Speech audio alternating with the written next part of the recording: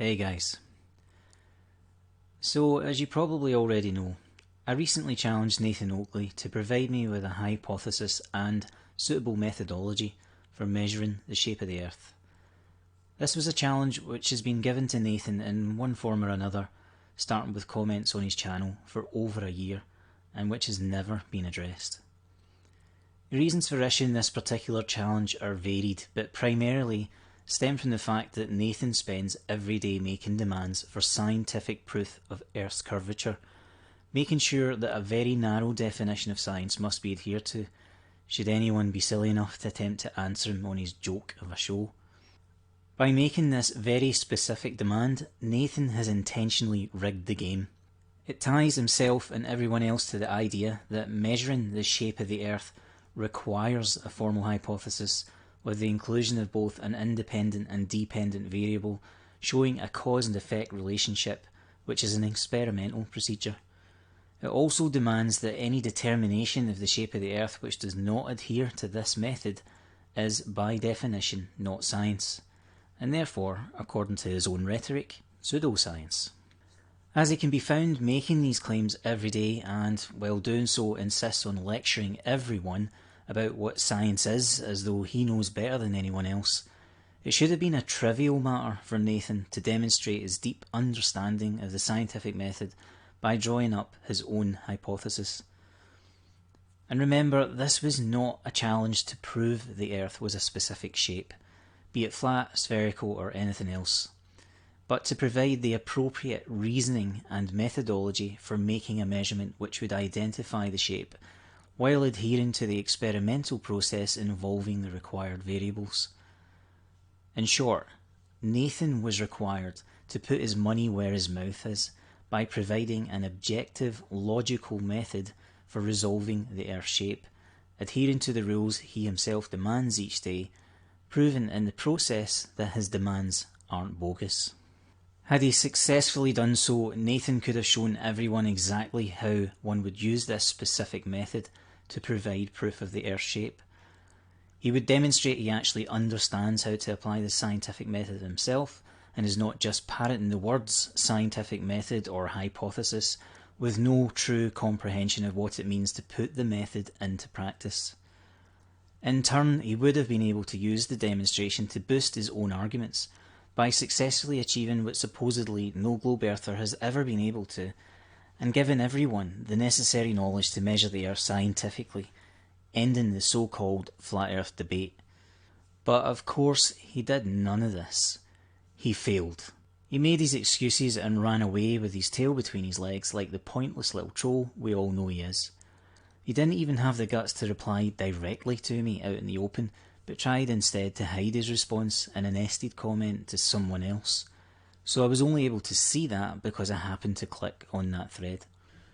You can read his comment here and you'll see that when faced with a challenge, he immediately proved himself to be a hypocrite on every single level.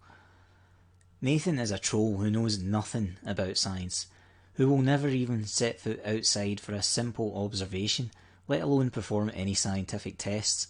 He wouldn't know how to formulate a proper hypothesis if his life depended on it, and you can definitely forget him deriving a good methodology for testing a hypothesis. Because he's nothing but a couch surfer with a drama show, who has included the use of the scientific method into his script because it creates an illusion of superiority in the eyes of his gullible fans who can't see the trick he's playing. And so the cash keeps rolling in for the YouTube theatre production that is the inappropriately named Flat Earth Debate Show, where Nathan shouts and screams abuse at his guests while behaving like an angry 5-year-old. The script contains some overused catchphrases delivered in a predictable, routine format which revolve around first demanding some proof which adheres to the scientific method, then accusing anyone who tries to offer an example of an observation or measurement of being guilty of several fallacies. These being affirming the consequent, begging the question, and reification, while they assume or presuppose r, the radius of the Earth. And yet, as you will see, from this one comment of his alone, which echoes the sentiments he repeats daily on his show, Nathan is absolutely guilty of all of these fallacies, and has admitted that flat Earth is nothing but pseudoscience.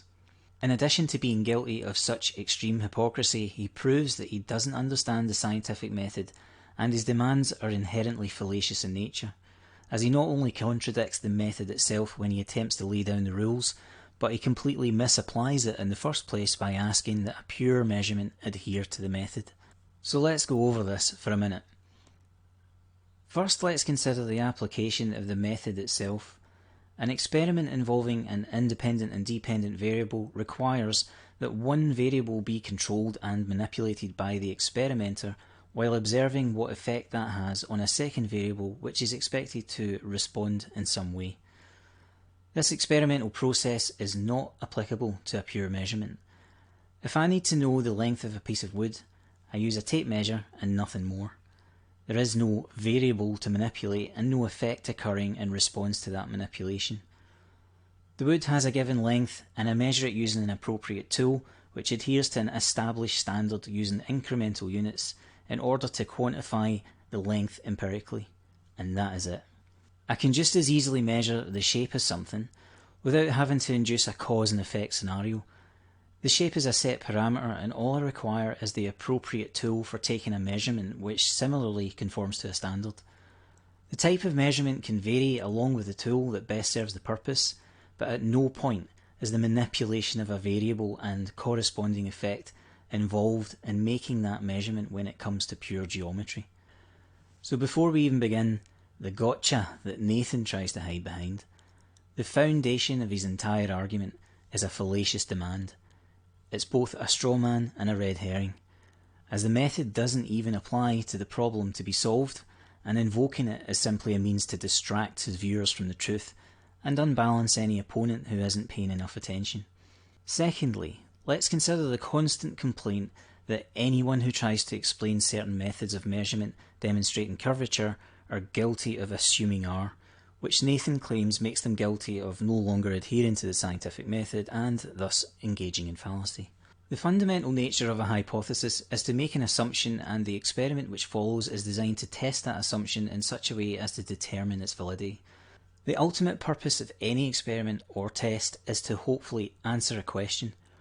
A question must be based upon us not knowing the answer in the first place, or else it would no longer be a question, it would be knowledge, and we wouldn't have any need to experiment or test a hypothesis, except when confirming previous results.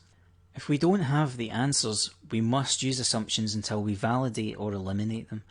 Assumptions are not just random guesses with no reasoning behind them, they're guided by an existing knowledge and applied logically. For example, in the case of determining the shape of the Earth, we already know the inherent properties of various geometric shapes. Therefore, we can make a logical assumption about the results of our observations and measurements prior to making them. So, assuming R is actually a part of the scientific method. By denying anyone the necessary step of making an assumption, Nathan destroys any hope of sticking to the scientific method. His demands are again therefore entirely fallacious and demonstrate his lack of comprehension of the scientific method, or that he's just intentionally dishonest. Now let's take a look at his cop-out of a comment concerning his position and that of Flat Earth and see how well he stacks up against his own criteria.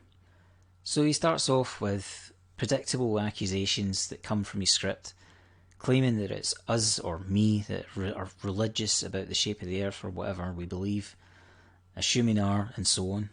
Well, first of all, we've addressed the assuming R nonsense. Assumptions are a part of the scientific method and Nathan doesn't seem to know that, or he chooses to deliberately lie about it. We've also seen that Nathan is not just unwilling to do science, he is completely incapable, as demonstrated by his cowardice in this very response to the challenge. So it's fair to say Nathan is woefully unqualified to discuss anything about science, let alone project his own reliance on faith-based assertions on anyone. Still, although we already addressed the assumption of R in a general sense, let's explore it a little bit further. Nathan claims it's an assumption, but it's actually a measured value achieved through basic geometry. There are several techniques for making or deriving this measurement, from horizon dip, shadow angles, angles to Polaris, right through to the use of modern satellites for precise sensing. Nathan refuses to accept any of these measurements, but that's inconsequential to the fact that they've been made many hundreds of thousands of times over the course of several centuries, and the majority of the techniques are repeatable by anyone. The most recent direct measurements provided within the Flat Earth community come to us courtesy of Jesse Kozlowski, Soundly and Tim Osman respectively. In each case, a high-precision GPS unit plotted physical data points within a Cartesian coordinate system, revealing the measured area to be curved. From that measurement, we can then derive the circumference, diameter and radius of the Earth. Now, this is where Oakley, Riley, QE and all their little sycophants who think they're clever will claim that this is not a measurement of the radius. So let's take a look at the simple reason why this is just their bias and ignorance talking. Because a sphere is essentially an infinite number of circles arranged around a central point in a circle, they both share the same three measurable properties: the circumference, diameter and radius. If we have any one of those values, we can derive the remaining two. To put it in simple terms, if you know the radius, double this for the diameter and reverse the process to find the radius from the diameter. Pi, a constant which tells us the ratio of a circle's diameter to its circumference, allows us to do much the same. If you have the diameter, you can multiply by pi to find the circumference and again reverse this process to find the diameter by dividing the circumference by pi. And of course from there the radius is pretty easy. With a circle we can directly measure all three because it is essentially a two-dimensional plane and we can physically reach any part of it. With a sphere, the surface encloses a volume of 3D space, so if we wish to know either the radius or the diameter, we either have to enter that space and measure it directly, or we can simply measure the circumference or part of it and derive the radius and diameter as noted a minute ago. The second option is the technique we use to determine the radius of the Earth, and it's all that is required. Denying the validity of this is to literally deny geometry itself and the multitude of applications in which it's used, and has been since the beginning of civilization, especially in the modern industrialised world. If Oakley, QE or any of their puppets wish to challenge this fact, they must present a demonstration that these intrinsic mathematical relationships, which have been in use for millennia, do not exist, that pi is not a fundamental constant, and our entire understanding of geometry is wrong. So, to sum up, R is not assumed, and even if it were, that would still be a valid part of the scientific process, and far more scientific than anything Oakley can produce. So the next point in Oakley's comment is really to deny that he's ever had any claims related with science. So Oakley is distancing himself from the very notion that either he or Flat Earth in general involves science, or that there is any scientific claim for a Flat Earth. This is actually a really simple point to address, because we fully agree. Oakley is not a scientist, cannot do science, does not understand science, and avoids science like the plague when he's put on the spot. And Flat Earth has absolutely no science backing it, and all of the claims by Flat Earthers are pseudoscientific nonsense. By extension, any claim Oakley makes is, by his own admission now, nothing but pseudoscience. Therefore, Oakley freely admits that he is a pseudoscientist, that his claims are purely pseudoscientific, particularly any claim pertaining to the shape of the Earth. You know, somebody might think, this is fairly odd behaviour for someone who bases his entire show around the supposed defence of science and the scientific method. And as a defence of Flat Earth, it's a total failure. He has thrown Flat Earth under the bus while running away shouting, "It wasn't me," over his shoulder. If you're a fan of Oakley, why don't you take a good long look at this and think about who you are defending and treating like a hero? Nathan then goes on to bury himself with a statement which blends together multiple logical fallacies in one messy pile of ignorance. Here Nathan admits that his only case for Flat Earth is to affirm the consequent by assuming that the visibility of a given object is proof that its visible position is its actual position. If the object is physically there, it is visible. The object is visible, therefore it's physically where he thinks it is. Therefore, Flat Earth. He assumes that no optical phenomena are taking place during observation, in order to affirm his belief that there are no optical phenomena. He does this with no data, no measurement, no test, and these aren't even his own observations. He's just looking at pictures on a screen from his couch. So he has literally nothing but his own personal bias towards flat Earth. By his own rules, he's begging the question in an attempt to reify an unproven geometric model which exists only in his head. And remember, according to Nathan, all models are pseudoscience as well. And it gets even worse. We know the atmosphere causes optical effects daily, and that is exactly what he, Ranty and Riley have been arguing for to explain why objects disappear bottom up for about 2 years now.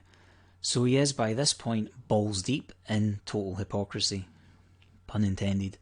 To round this whole mess off, in his list of acclaimed proofs supporting his religious belief in mirageless observations, he includes the Chicago skyline, one of the oldest and most debunked flat earth lies. An observation which is demonstrably caused by a mirage, which we can see in Joshua Nowicki's video and read about in his blog, describing quite clearly the requirement for a mirage to make the observations possible. And before we start wrapping this up, let's not forget, there was a second series of challenges issued to Nathan relating to his comments regarding math. He didn't even try to address a single one of them in his reply. There's no point wasting any more time saying anything else about that particular failure. It speaks for itself. So overall, what have we learned or can we say about Nathan, both for his pathetic response to the challenge and how he conducts himself daily in his echo chamber? He's a liar, a hypocrite, and an incompetent. He exhibits, whether falsely or otherwise, a fundamentalist religious belief in flat earth, which is nothing but pseudoscience, and he defends his pseudoscientific beliefs through the use of a whole host of logical fallacies, all of which he dogmatically accuses others of. He spends every day putting on an act as the angry flat earth anti-hero, defending his fellow flairfers against the nasty globeheads by supposedly championing the scientific method, despite having never done anything scientific, failing to accurately apply the scientific method in his arguments, failing to adhere to the scientific method himself, failing to personally try to demonstrate a working knowledge of the scientific method when challenged for over a year, and running away like a scared little bitch at the mere thought of facing up to a challenge which, according to his script and the beliefs promoted by his most vehement disciples, he should have been able to perform with his eyes closed and his hands tied behind his back. He's just a weak, cowardly fraud who stays in the safe space of his echo chamber where he can control the narrative and give his audience the dramatic performance they crave, because he's really nothing but a low-rent, out-of-work, wannabe actor who wouldn't know science if it rose up and slapped him across his smug face with a catalogue of Feynman books, whose only interest lies in raking in as much cash as possible from gullible, ignorant, flat-earth sheep who are easily fooled into believing that the debate show equivalent of the WWE is actually the real deal. Nathan is a narcissistic whore with a disgusting mouth and attitude who craves attention and will do literally anything to get it, having crossed too many boundaries in his desperation to be noticed to deserve any interaction that puts his name in the spotlight, and for that reason I generally ignore him. But he does tend to get ideas above his station on his show, and there's a plague of brainwashed trolls running around believing the shit that he's shoveling, praising him as some unstoppable flat earth guru. After more than a year of him being such a pussy, it was time to highlight just how worthless he is, to make sure that everyone sees that Nathan Oakley is just a spineless pseudoscientific pretender clown who will stay in his echo chamber and keep hiding from reality so long as it serves his selfish needs. If you're one of his fans, you're being mocked and worshipping a cowardly half-wit who's only interested in your money. Don't come running to me pretending otherwise, especially after it's been spelled out for you. Nathan Oakley not only can't science, he will never be able to prove me or anyone else wrong on this fact. He is a complete fraud and he knows it well enough to run and hide. It's your turn to realise it. As always guys, thanks for watching, and I'd like to briefly say hello to the new subscribers who joined the channel recently. Thank you very much for jumping on board guys, and hopefully soon we'll have some more videos that you'll enjoy. See you in the next one.